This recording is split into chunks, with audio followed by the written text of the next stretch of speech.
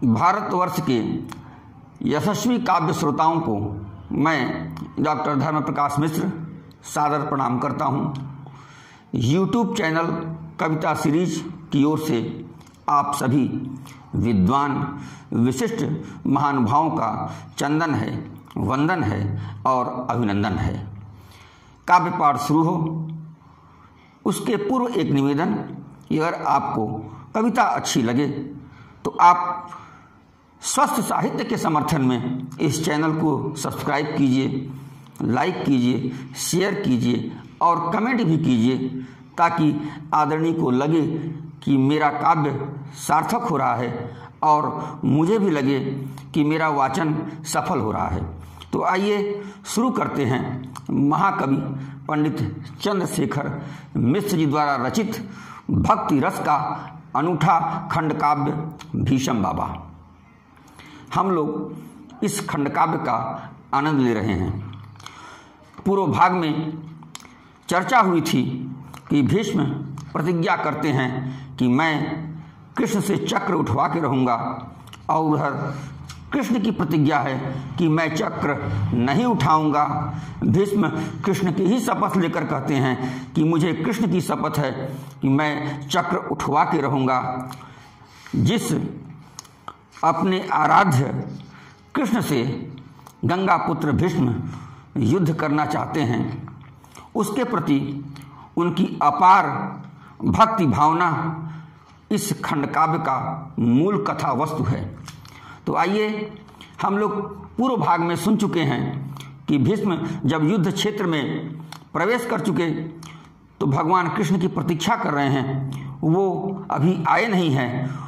बड़ी उद्विग्नता है उनके हृदय में। उस संदर्भ में एक छंद हम लोग सुन चुके हैं कि जानी पड़ई सुन ले हो हरि भीखम से रण में पड़े पाला, कि जानी पड़ई सुन ले हो हरि भीखम से रण में पड़े पाला, और ठान हमार सुने डरी गईलन लागत बाकी छुदाल में काला, कि ठान हमार सुने डरी गईलन लागत बाकी छुदाल में काला, तो गांडी व कीर्तन कारण होत ध्वजा पर ना हनुमान देखाला, गांडी व कीर्तन कारण होत ध्वजा पर ना हनुमान देखाला, और प्रायः वीर सब अइले पर आयल नाही पीताम्बर वाला। सारे योद्धा कुरुक्षेत्र में आ गए हैं, लेकिन न ध्वजा पर हनुमान दिख रहे हैं, न देवकी नंदन वासुदेव दिख रहे हैं, न गांडीव की टनकार सुनाई दे रही है। भीष्म व्यग्र हैं कि कृष्ण अभी तक आए क्यों नहीं। वही कृष्ण जब भीष्म के सामने आ जाते हैं तो भीष्म की स्थिति बदल जाती है।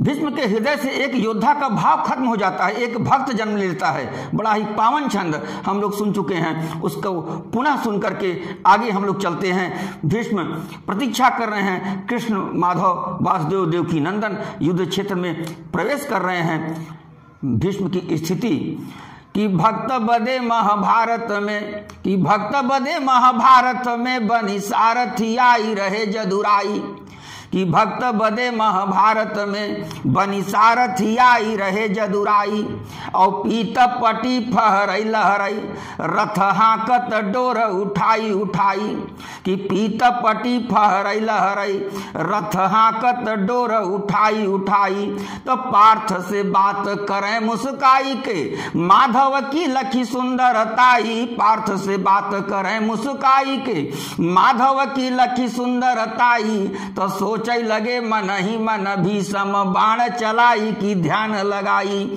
भीष्म के हृदय से योद्धा का भाव समाप्त हो गया। अपने आराध्य का मनोहर स्वरूप देख करके वो विस्मृत हैं कि मैं इन पर बाण चलाऊं कि ध्यान लगाऊं। बड़ा ही पावन, बड़ा ही अद्भुत छंदों का यह काव्य है। प्रणाम करता हूं पंडित जी को। अगला छंद आता है, दूसरा भाग शुरू होता है। यहाँ से कृष्ण अर्जुन से कहते हैं कि अर्जुन, आज युद्ध क्षेत्र में किसी सामान्य योद्धा से पाला नहीं पड़ने वाला है, गंगा पुत्र भीष्म से पाला पड़ने वाला है, तो थोड़ा संभल के रहना। कृष्ण अर्जुन से कह रहे हैं कि गर्भ गुमान कैले छतिया उतान कैले हाथ दिव्य बाण धैले ठाढ़ रण तातबा। कोई आलतू फालतू व्यक्ति नहीं है, तात श्री खड़े हुए हैं, गंगा पुत्र भीष्म खड़े हुए हैं। अर्जुन सावधान कि गर्भ गुमान कैले छतिया उतान कैले हाथ दिव्य बाण धैले ठाढ़ रण तातबा। और भागीरथी सावन में तोरली करार जस भीषमक रक्त नाही तन में समातबा। कि भागीरथी सावन में तोरली करार जस भीषमक रक्त नाही तन में समातबा। तो कृष्ण बोले पारथ से जाने आजू काऊ होई। कि कृष्ण कृष्ण बोले पारथ से जाने आजू काऊ होई। एनहि बदे अग जग साग और पातबा। कृष्ण बोले पारथ से जाने आजू काऊ होई। एनहि बदे अग जग साग और पातबा। तो मोर प्रण बाट मित तोहरे भरोसे आजू हमें बड़ लक्षण कुलक्षण दिखातबा। माधव कह रहे हैं कि अर्जुन जिस मुद्रा में आज तात श्री खड़े हैं उनकी मुद्रा को देख करके हमको तो कुछ गड़बड़ लग रहा है। आज कुछ कुलक्षण है। आज हमारी प्रतिज्ञा अर्जुन तुम्हारे भरोसे है, युद्ध ऐसा करो कि मुझे चक्र उठाना न पड़े। आगे कृष्ण अर्जुन से फिर कहते हैं मन में कोई संशय हो तो बता देना। छंद आता है, छंद का आनंद लिया जाए। कि नयन न ज्वाल देखी पार्थ से कहत कृष्ण। भीष्म के आंखों में अग्नि की ज्वाला देखते हुए। कि नयन न ज्वाल देखी पार्थ से कहत कृष्ण शांतनु का पूत पूत क्रोध कैले अपार बा। कि नयन न ज्वाल देखी पार्थ से कहत कृष्ण शांतनु का पूत क्रोध कैले अपार बा। और तब तक विजय का आस व्यर्थ बाट मीत। कि तब तक विजय का आस व्यर्थ बाट मीत। जब तक ठाढ़ आगे आगे जब तक ठाढ़ आगे आगे का पहाड़ बा। कि नयन न ज्वाल देखी पार्थ से कहत कृष्ण शांतनु का पूत क्रोध कैले अपार बा। और तब तक विजय का आस व्यर्थ बाट मीत। जब तक ठाढ़ आगे आगी का पहाड़ बा। तक कहत ई रथ कुरुखेत से हटाई देई। कि कहत ई रथ कुरुखेत से हटाई देई। तात जी से हरले में नाही कौनो हार बा। कहत ई रथ कुरुखेत से हटाई देई। तात जी से हरले में नाही कौनो हार बा। और भीषम के समूहे कहत रण ले चली काल जहां नाचत हमारा यो तोहार बा। कृष्ण कह रहे हैं कि अगर अर्जुन तुम्हारे मन में संशय हो तो मैं युद्ध क्षेत्र से रथ को हटा लूं। तात श्री से हारने में कोई हार जीत नहीं है। तुम्हारे बाबा हैं, बाबा से हार जीत में क्या है। और या तो कहो कि मैं ले चलूं वहां पर जहां पर मेरा काल और तुम्हारा काल नृत्य कर रहा है। बड़ा ही अद्भुत छंद। कि नयन न ज्वाल देखी पार्थ से कहत कृष्ण शांतनु का पूत क्रोध कैले अपार बा। कि नयन न ज्वाल देखी पार्थ से कहत कृष्ण शांतनु का पूत क्रोध कैले अपार बा। और तब तक विजय का आस व्यर्थ बाटे मीत। जब तक ठाढ़ आगे आगी का पहाड़ बा। तो कहत ई रथ कुरुखेत से हटाई देई। अरे तात जी से हरले में नाही कौनो हार बा। और भीषम के समूहे त रथ का भीषम के समूहे कहत रथ ले चली काल जहां नाचत हमारा यो तोहार बा। अगला छंद देखिए। कृष्ण जानते हैं कि धर्म स्थापना के लिए यह युद्ध परम आवश्यक है। सामने भक्त है तो क्या हुआ। वह कृष्ण से कहते हैं कि बात सच बाटे भली बात जग जाहिर की। कि बात सच बाटे भली बात जग जाहिर की। दिव्य दिव्य बाण न कहूँ भर मार बा। भीष्म के तर्कस में अमोघ अमोघ बाण है लेकिन लाचारी है पार्थ। सुनो कि बात सच बाटे भली भांति जग जाहिर की। दिव्य दिव्य बाण न कहूँ भर मार बा। किंतु खून उनके तत्तोहरे न पानी बाटे। किंतु खून उनके तत्तोहरे न पानी बाटे। उनसे न कर्म पार्थ पौरुष तोहार बा। किंतु खून उनके तत्तोहरे न पानी बाटे।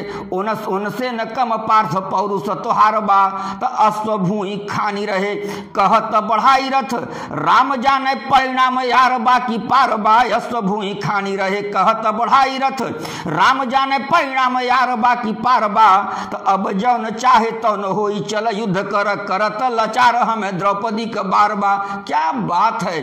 अद्भुत। इधर अर्जुन से बात कर रहे हैं भगवान कृष्ण, लेकिन उनके मस्तिष्क में द्रौपदी के खुले केस हमेशा दिखते रहते हैं कि द्रौपदी, तभी महाभारत की कथा आप सब विद्वान हैं, जानते हैं कि द्रौपदी की प्रतिज्ञा है कि जब तक दुशासन के रक्त से मैं अपने बाल को धुल नहीं लूंगी तब तक मैं बाल नहीं बांधूंगी। वही स्मरण भगवान कृष्ण के मन में हो आया कि सामने चाहे भक्त हो चाहे शत्रु हो, धर्म स्थापना के लिए यह युद्ध तो होगा ही। वही वो अर्जुन से कह रहे हैं कि बात सच बाटे भली भांति जग जाहिर की दिव्य दिव्य बाण कहूँ भर मार बा। कि बात सच बाटे भली बात जग जाहिर की दिव्य दिव्य बाण न कहूँ भर मार बा।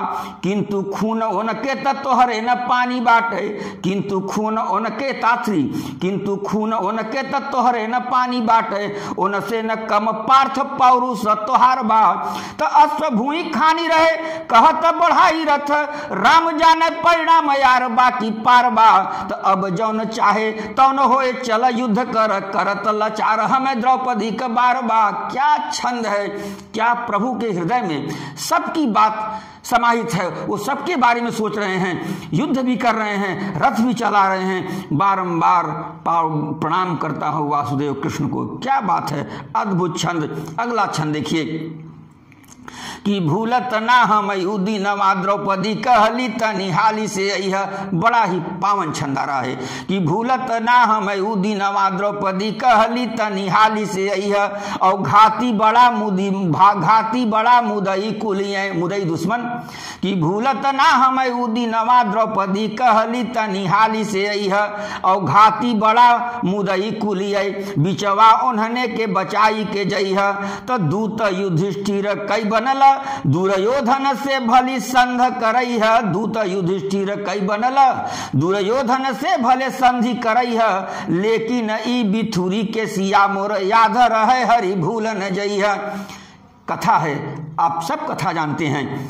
जब धर्मराज युधिष्ठिर का दूत बनकर वासुदेव नंदन कृष्ण कौरव सभा में जाने लगे तो द्रौपदी के मन में संशय हुआ कि ये तो वासुदेव नंदन कृष्ण है, अनहोनी को होनी करने वाले हैं, कहीं युद्ध संधि न हो जाए, युद्ध टल न जाए। वो कृष्ण के आगे आती है और कहती है कि माधव, आप युधिष्ठिर के दूत बन के संधि करने के लिए जा तो रहे हैं, लेकिन एक बात ध्यान रखिएगा कि ये मेरे केस खुले हुए हैं। जब तक दुशासन का रक्त नहीं मिलेगा यह केस तब तक मैं बांधूंगी नहीं। मेरी बिथुरी शब्द एक इसमें आया, बिथुरी मतलब बिखरे हुए केसिया बाल, बिखरे हुए बाल को हमारे ध्यान रखिएगा। यह सब सारी बातें भगवान कृष्ण के हृदय में युद्ध क्षेत्र में भी हैं। बड़ा ही पावन छंद। प्रणाम करता हूँ पंडित जी को बारंबार। एक बार इस छंद का पुनः श्रवण किया जाए कि भूलत ना हम दिनवा द्रौपदी कहली तनिहाली से अइह। कि भूलत ना हम दिनवा द्रौपदी कहली तनिहाली से अइह। और घाती बड़ा कुली आई मुदई बिचवा उन्हने के बचाई के जइह। तो दूत युधिष्ठिर कै बनल दुर्योधन से भले संधि करइह। तो लेकिन ई बिथुरी के सिया मोर याद रहे हरि भूली न जइह। क्या बात है, माधव अपने सारे भक्तों को अपने हृदय में रखते हैं, शत्रुओं को हृदय में रखते हैं। कौन क्या कहा क्या कर रहा है, अगला छंद देखिए कि तात कचूर गुमान कर बढ़ भागीरथी कहठी बबुलाबा। क्या बात है, क्या शब्द है, भागीरथी कहठी बबुलाबा। बबुला मतलब पुत्र, ये गंगा पुत्र भीष्म के लिए आया है कि तात कचूर गुमान कर बढ़ भागीरथी कहठी बबुलाबा। और बाह फुलाई दुशासन घूमत उभुज दंड फुलाक फुलाबा। तो रक्त क देखई के सपना बरवा अभी पानी से भी न धुलाबा। रक्त देखई के सपना बरवा अभे पानी से भी न धुलाबा। तो आछत पांडव आछत पांचऊ पांडव के द्रौपदी कई केस खुला के खुलाबा। युद्ध करने के लिए भगवान कृष्ण अर्जुन से कह रहे हैं कि तुमको याद होना चाहिए कि 5 पांडवों के रहते द्रौपदी के बाल अभी तक खुले हैं। इसका स्मरण करके युद्ध करो पार्थ। कि तातक चूर गुमान कर, ये तातक चूर गुमान कर बड़ भागी भागीरथी कहठी बबुलाबा और बाह फुलाई दुशासन घूमत उभुज दंड फुलाक फुलाबा तो रक्त क देखई के सपना बरवाय अभी पानी से भी न धुलाबा और आछत पाचव पांडव कै द्रौपदी कई के खुलाक खुलाबा। क्या बात है। अगला बड़ा ही कोमल छंद। भगवान कृष्ण का हृदय वज्र भी है तो कोमल है। छंद का आनंद लीजिए कि राम बचौले न रे हथियारी न से बड़ पीरा रही मैना में। यहाँ मैना द्रौपदी के लिए आया है। भगवान कृष्ण दुलार में संबोधित कर रहे हैं द्रौपदी को कि राम बचौले न रे हथियार न से बड़ी पीरा रही मैना में तो ऐसा न यारत नाय बही पौले रहे हम द्रौपदी बयना में। कि राम बचौले न रे हथियारी न से बड़ी पीरा रही मैना में तो ऐसा न यारत ना कभी पौले रहे हम द्रौपदी के बयना में। वाणी कि ऐसा नवारत ना कभी पौले रहे हम द्रौपदी के बयना में तो संधि बदे जब जाए लगे छवि आपन मैं देखली अयना में। संधि बदे जब जाए लगे छवि आपन मैं देखली अयना में कि का कही मीत न भूलई हम लख एक एक बार नचई नयना में। क्या बात है।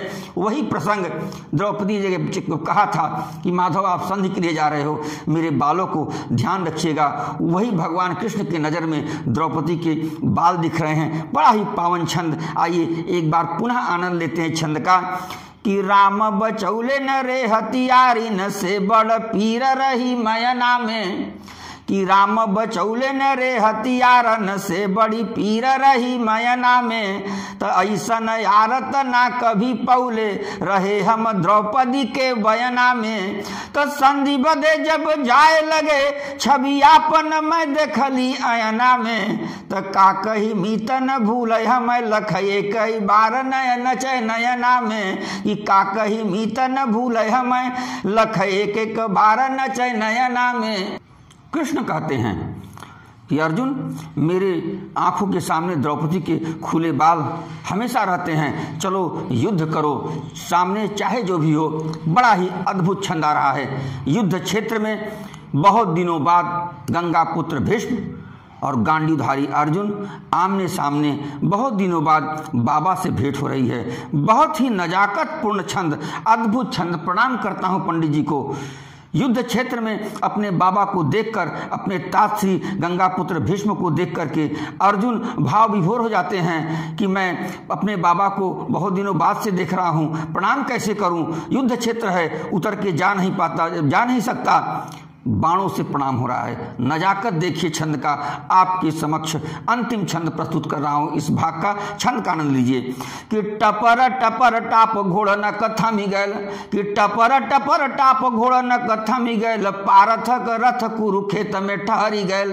कि टपर टपर टाप घोड़ न कथा मी गैल पारथक रथ कुरुखेत में ठहरी गैल। अब बाजी गैल शंख दुन ओरन के जोधनक निज निज जोड़ बानी बाहिनी संहरी गैल।